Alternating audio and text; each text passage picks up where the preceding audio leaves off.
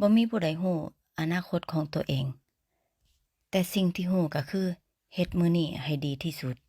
แม่นบ่พี่น้องพ้อกันอีกเช่นเคยค่ะกับเจ๊น้อยสวีเดนค่ะมาอีกแล้วค่ะพี่น้องมื้อนี้ทำงานออกนอกสถานที่ค่ะไปเบิ่งงานอีกเช่นเคยจ้าพี่น้องช่วงต้นเดือนงานของเจ๊น้อยก็บ่หลายปานใดจ้า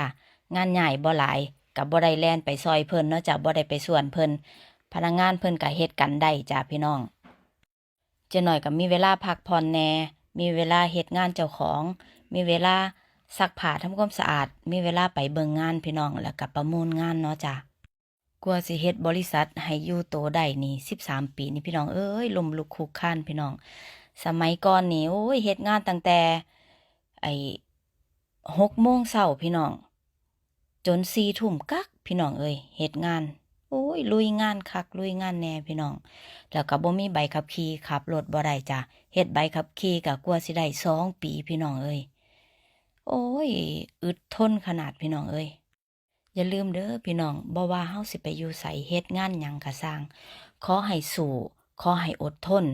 ความขยันความอดทนซื่อสัตย์เท่านั้นสิเป็นเกราะกำบังให้ชีวิตเฮาดีขึ้นพี่น้อง เจ๊น้อยขอเป็นกำลังใจให้ทุกคน คนไทยในต่างแดนหรือว่าคนไทยอยู่ประเทศเฮาขอให้สู้เด้อจ้ะ